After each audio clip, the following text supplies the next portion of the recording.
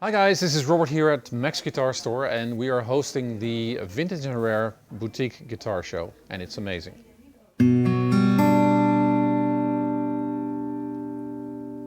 But the nice thing about the Boutique Guitar Show is that it offers people, let's say, a chance to discover something new, because everybody knows the Fender, the Gibson, the Taylors, everything, so they know the basic stuff that has been the same, let's say, since the 50s, and which is great. You know, I love Gibson, I love Fender, but sometimes some people want something different.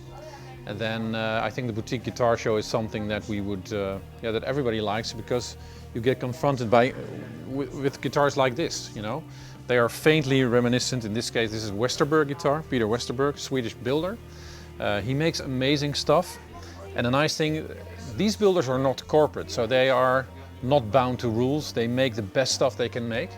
They don't spare money on pots or parts. They make great stuff, and this is a really good example. This is like a race car, this guitar, and it's very affordable. It's like 2,000 euros. So I didn't know this guitar before you came here with the show, and this is something that I like and a lot of people like. So we're going to do these guitars, and there are some more examples here that, you know, it's not for everybody, because some of these guitars are really out there. You know, you have to take a look and you can see what I mean. But yeah, people are looking for something different.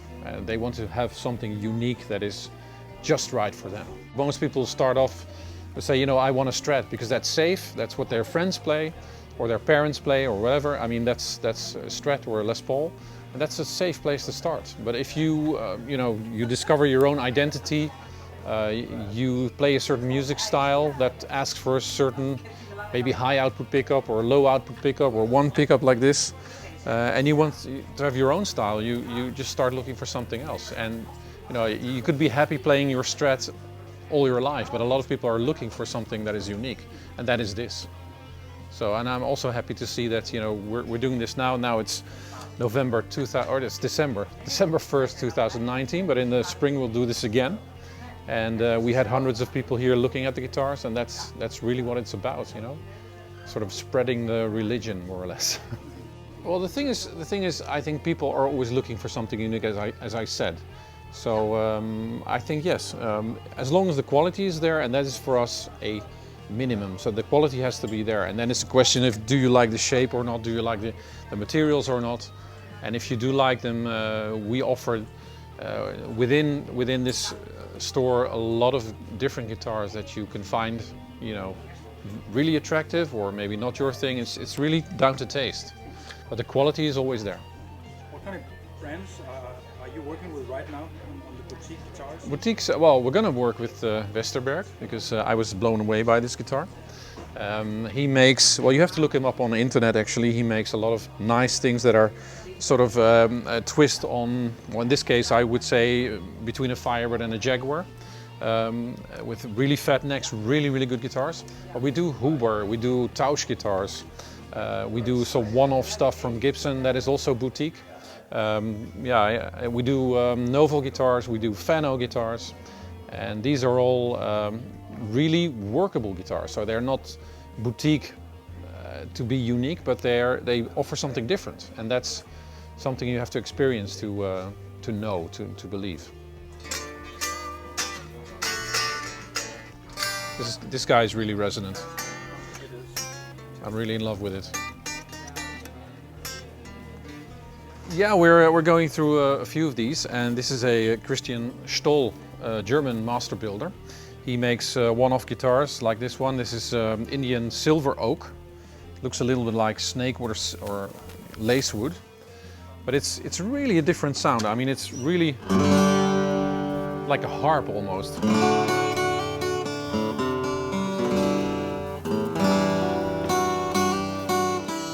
A lot of very nice highs, but still the lows are there.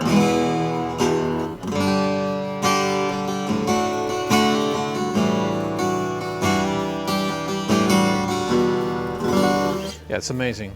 I mean, these guitars are not cheap, but if you want something really unique, I think this is worth a second look. Really nice. If you want to go for something mainstream, People usually go for Taylor. If they want something more like vintage looking and feeling, they go for a Martin or a Gibson. And these people offer some really, really good guitars, but if you really want the top-notch guitars from Martin, you pay between 5 and 10,000 euro. And for that money you can get a lot of other stuff, like this Stoll, for instance. If you're not bound by brands, because a lot of people feel it's more safe for a lot of people to buy a Martin, because everybody loves Martins. It's like if you want something out of the ordinary, you're not afraid what your friends will say, or so what did you buy now? A Stoll? I never heard of that, But if you hear the guitar, if you play it, then you know why it's so good. It's just really lightweight. It's a pleasure to even experience a guitar like this. It's really nice. Did you know the brand from before? I've heard his name, but I've never actually played one of them. There are so many good builders if you really focus on that, like you do. Then you can find a lot of good stuff, and it doesn't always have to be Fender, Gibson, Taylor, Martin. It's easier if you want that, because a lot of stores offer that, but we want to offer more than just the usual brands, and that's what we do. So as a dealer, is it good to have initiatives like the Boutique Guitar Show here for you to get to know new brands, or just? Yeah, also for us to get to know new brands, but also for the audience, because it's not so easy as a store, because you can like something, but to invest, let's say, 10 to 20,000 euros on 4 or 5 new guitars is sometimes a long shot, because you have to be sure that people will like it enough to buy. Because I get offered guitars every month. Do you want to be a dealer of this or a dealer of that? And often we don't do it, because if there's no demand, then it's really hard. They will sit there for a year maybe. We can't afford to have guitars sitting like that.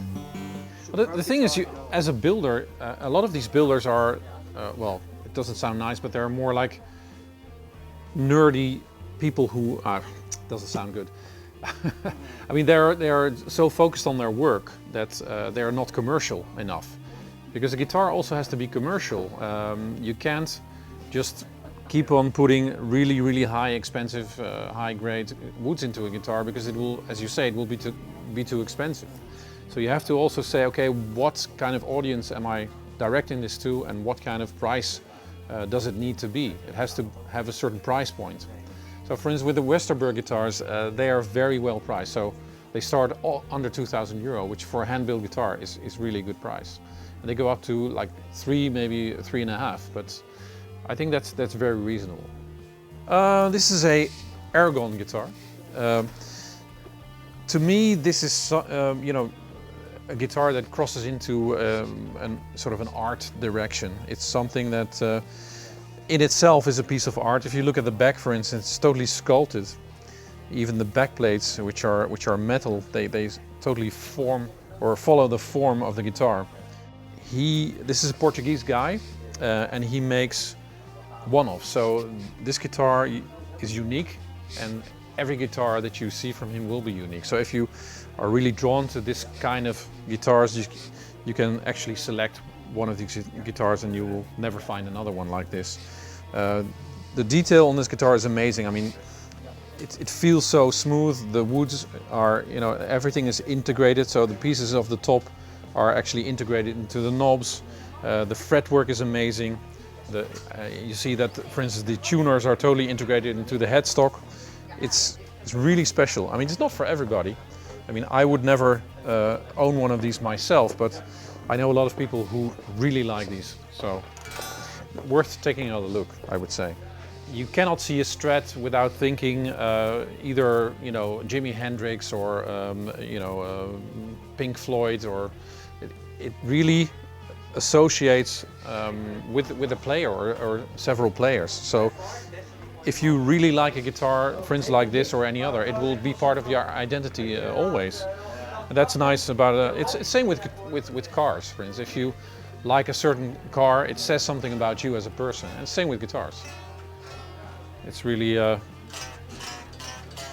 it's something special. That's why I went into guitars, and I've been doing this all my life, and I wouldn't like to do anything else. apart from gardening maybe or cooking, but that's about it.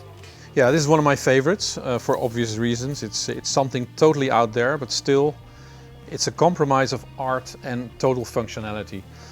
What Mr. Teufel did, he looked at the guitar in a totally different way. He said, how can I make something that is fully functional? Like for instance Ned Steinberger did in the 80s, 70s, 80s. He made something with a total new approach. These are for instance solid maple tone bars.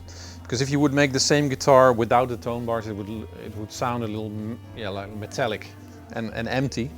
And this, I think, is a perfect example of design meets sound, because it sounds really great. If you, I mean, it's 16,000 euro, but I would say it's worth every cent, because if you're an art lover, for instance, and you love guitars, then you would want something like this in your living room.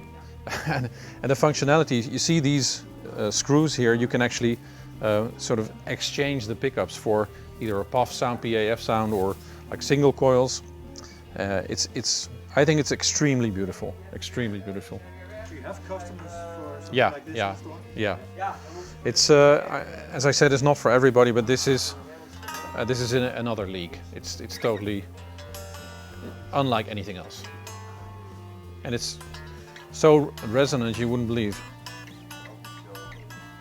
Yeah, this is one of my favorites, really. Beautiful. What did you pick here? Well, this is an extraordinary guitar because it's obviously a jazz guitar, but it's a baritone jazz guitar. And this is rare because not a lot of people obviously play one, but this is made by Carl Jurs, a Swedish guy. And this is his sort of an exam project. So he wanted to impress his teachers, which I think he rather succeeded. This is an amazing guitar. If you look at the detail, the purfling, the inlay, the woods used, the finish, everything is perfect about this guitar. It's really sort of a look, it has a sort of a 1920s, 30s look, but it's an amazing sounding guitar. And again, it's a guitar that you wouldn't sell a lot of in a store like this, but it's just to appreciate the beauty. And you know, it's alpine spruce top, and it's of course a maple, as you see, maple backs. It's a D-Armond, modified D-Armond pickup. It's the best of everything. This is a very nice ebony tailpiece, ebony bridge. Yeah, it's sheer beauty. It's €6,500 euro, but I would say if you are into jazz, you want something unique, this might be it. It's really nice. I mean, it says, I'm not sure if you can hear it, but it rings like a bell. It's like. It's amazing. This is something really nice. It's a rather conventional looking guitar, but it's everything but that. It's made by an English luthier called Adrian Lucas, and he uses unconventional guitar wood. Of course, conventional woods, when you look at the English available woods, woods that are available in England, so like sycamore, oak, yew, poplar, and he combines these as opposed to traditional woods that you find in guitar building, which are of course ash, alder, maple, and that gives this guitar a totally unique and own identity. It's super lightweight and super resonant,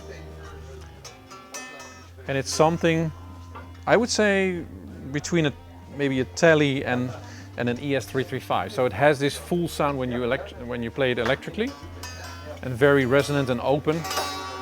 Like an acoustic guitar almost, when you play it like this. So it's an ideal couch guitar, and it's not even expensive. It's well made, and it's a player. So it's not like the other guitars that we shown, very super high end, and you're afraid to touch them. It's really a guitar that wants to be played. So it's something to take another look at, I would say. Well, traditional looking, I would say. It's not a traditional guitar because it combines Honduras mahogany with ebony, for instance, and it looks like a Gibson from afar, but it's totally different. It has it's super low action. It's very well made. It's a Swedish builder called Björk, not like the singer, but yeah. If you want something more traditional looking and still something different than everybody else plays, I would take a look at his guitars because they're really nice. Yeah, this is actually made by Matteo Ruffini, who's an Italian guy, and he pays homage to the old Echo and old Italian-made Vox-style guitars, which looked very much over the top with a lot of bling and a lot of, let's say, things that you wouldn't expect on a normal guitar, like a lot of pearloid, bird's eye maple, a lot of shiny stuff. These old guitars from the 60s by Echo and Vox, they were made by former harmonica factories and workshops, because harmonicas went out of style, guitars went into style, and this looks very much like that, but it's much better made. So top woods, gold foil pickups, really good tremolo, sort of Duesenberg style, good Schuller tuners, and high grade maple neck, tinted. It's a beauty. It's like a race car, I would say, from the 60s. Good color, sort of a teal color, metallic, and it's also super resonant. This is an example of an Italian build we've never heard of before, right? No, but as I said, you amaze me with all these guitars that you know, more than half of these builders I never heard about, and it just proves that they can do really nice work, really nice work. So take a look at these, I would say. Ruffini. Yeah, we had 2 great days of people visiting, watching all the guitars, trying all the guitars, but not just the guitars. We have effects like Carl Martin, we have the Olsen effects, we have the Solman pedalboard from Finland. Nice touch of these pedalboards is that, of course, has a, as you can see, a slightly more friendly approach with the wood, but also integrated power and loops, so you can actually directly connect everything. It's just plug and play, and they're very affordable, so that's also going to be here at Max Guitar. The Olsen amps, which is actually a sort of an amp that combines very good clean with a very heavy, even further than Marshall. Just it's more like a gen sound that you can actually get out of them. 20 watt heads, larger amps. Really nice to come in and test these out here at Max Guitar. But I think in spring 2020 we'll do another one of these shows, because it has been very successful. A lot of people came and took a look at all these nice unknown, more or less unknown guitars and effects. And of course Carl Martin is a very known brand, but Solman is up and coming, Olsen is up and coming. It was very, very busy, so we had a good time. And thank you Vintage and Rare, thank you Nikolai, we had a lovely time.